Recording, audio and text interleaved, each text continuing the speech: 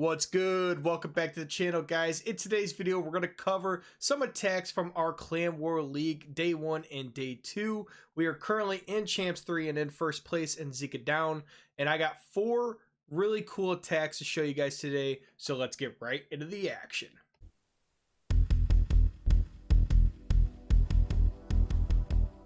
Alright, on this first base and attack we're going to show you guys, we have this diamond style base with a town hall very high up and exposed. A lot of the value is going to be down here at the bottom, and then we got the monolith and expos in the middle. This is going to be a queen charge hybrid attack from Smax. If you guys aren't following him on Twitch, we're going to have the link to his Twitch channel in the description below. Give this man a follow, check him out on Twitch. We're going to start with the flame flinger and a baby dragon down at 6 o'clock.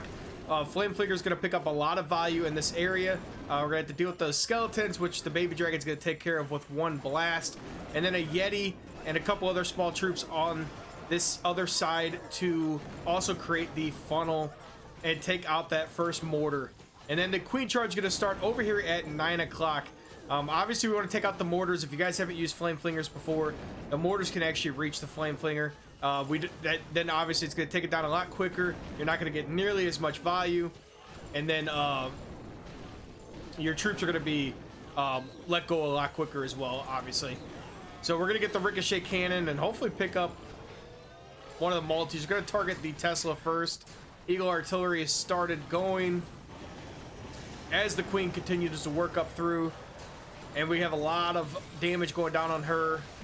We're going to use a rage early, and we also have the apprentice warden with her as well. We're going to lose the ability. We do have the barbarian king going up 12 o'clock, going to take out the town hall with his ability, which, by the way, the king's gauntlet is back in the shop. Shout out to Supercell.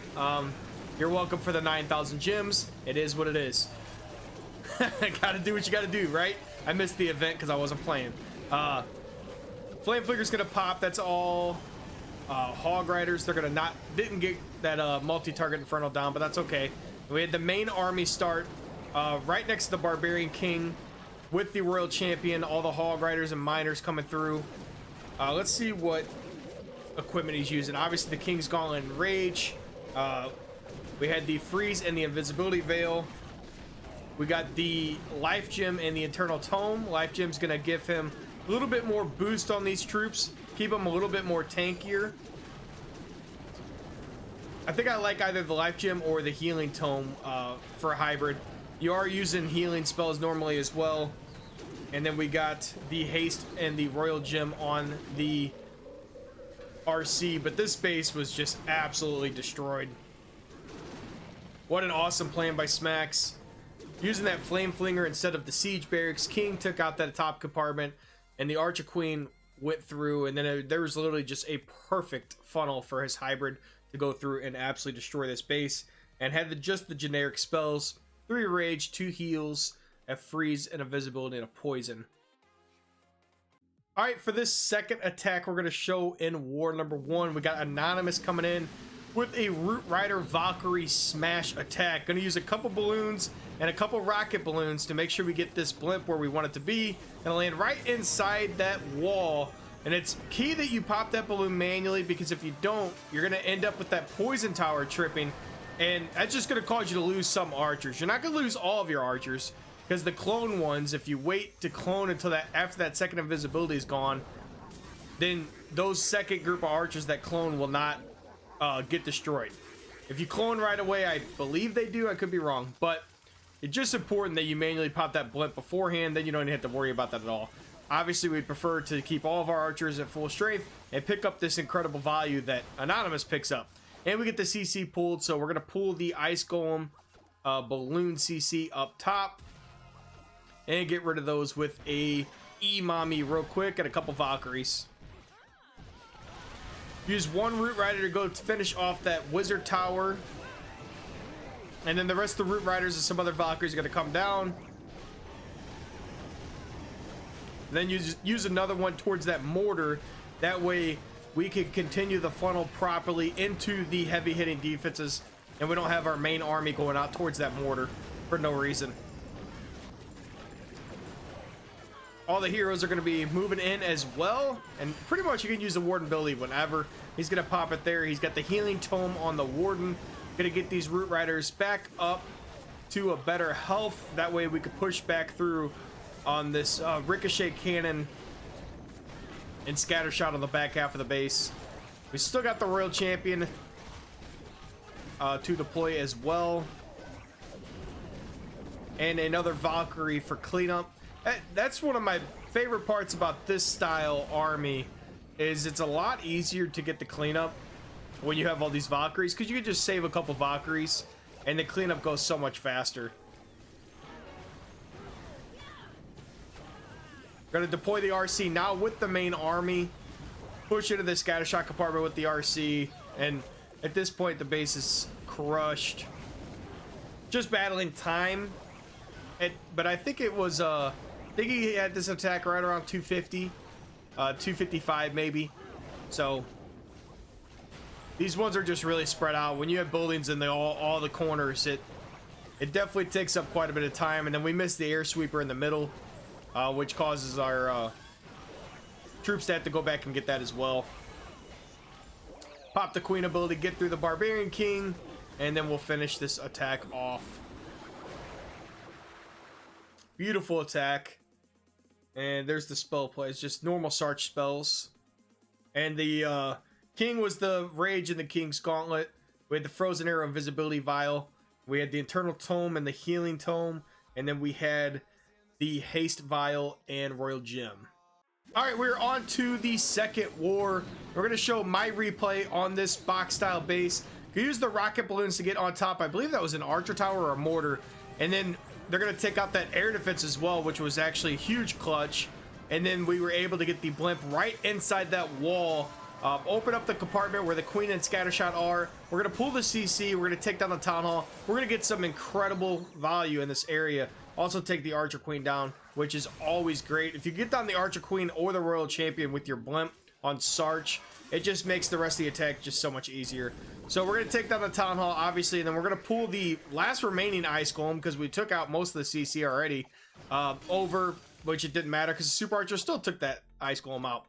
So at this point, you can see where I created this L-shaped funnel.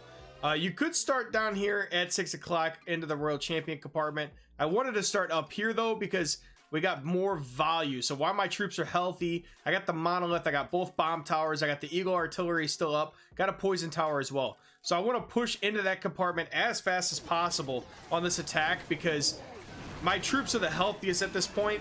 By the time I get through the scatter shot, multi-archer tower, royal champion, a multi-target inferno, and all this stuff down at the bottom, and a ricochet cannon, I'm not going to be as healthy coming into this back half, and that might cause my army to fizzle out pretty early.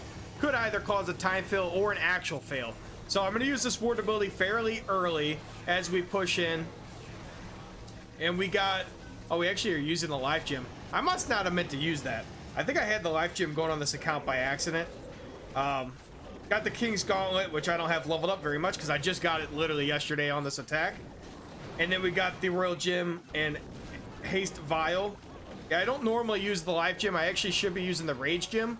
So this attack actually should have been even easier, but I had the wrong equipment on my Warden. That's why you always double check. But when you get that much Sarch value, it makes the attack a lot easier for you. So you can see, we do lose quite a bit of our army just getting through that damage. So if I wouldn't have chosen that path and I came down from here and my army was weaker getting up to that point, I don't know if I triple this base. It'd have been pretty close. I did have an incredible value on the and a really good funnel, and we had the tornado trap down here as well. So my troops would have just taken even more damage. But I think the path we went, getting rid of the monolith and the eagle early, instead of having our army a little weaker when we got to that point, that was definitely the correct path. So just think about that. You know, plan out the entire attack when you guys are doing war attacks. See where you're going to get Sarch, and it's like, okay, if I get this much base taken out, look at the rest of the base as well that you plan on taking down with your main army, and just see what path is the best for you. All right, on this last triple, we're going to show you guys, Mo is going to come in with the Spirit Walk Recall Root Rider Smash attack. And if you guys haven't seen this Spirit Walk, it's kind of cool. Basically use the Spirit Fox and invisibility spells, and when the Royal Champion becomes visible, you use an invisibility spell, and then when the invisibility spell is over, the Spirit Fox ability will trigger as well. So essentially, they just stay invisible the entire time. He's going to use Seeking Shield, Haste Vial with this as well.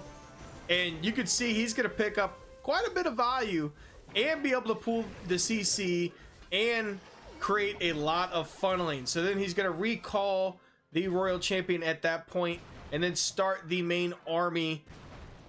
So we're going to pull the what CC was there with the Electro Titan out to that corner of the base, and then we're going to start with a Siege Barracks and the Root Rider attack coming through towards the Town Hall in these compartments over here.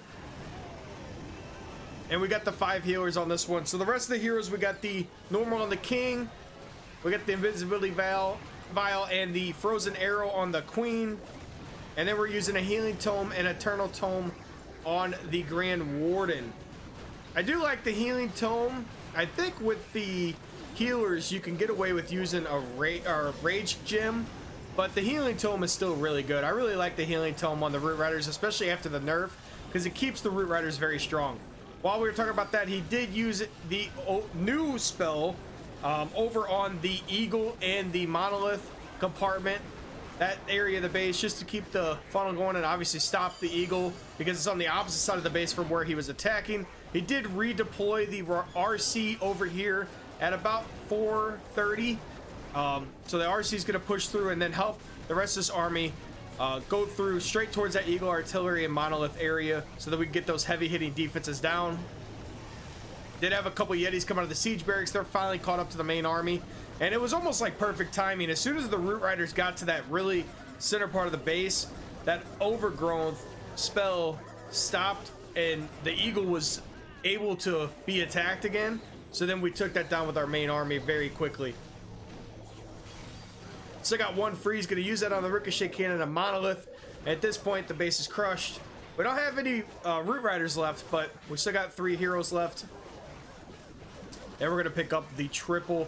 But it was very, very strategic of him to hit a lot of these outer buildings in order to avoid a time fill. Because with that Spirit Walk, you do take up a little bit more time with that. So you want to make sure that you're cleaning up these cleanup buildings while you're doing the main attack as well. All right, guys, that's going to do it for today's video. Hope you guys enjoyed the content as always. Appreciate you guys stopping in on an everyday basis and supporting the channel. We are doing very well in Champs 3 this season. We just got promoted into Champs 3. We're really hoping to promote in Champs 2. We're thinking the only main war we're going to have to really win is this Bad News Beers team. So as long as we could take them down, we are going to get the promotion into Champs 2. And we are using a lot of Root Rider attacks and still getting a lot of triples in Clan War League. We'll catch you next time.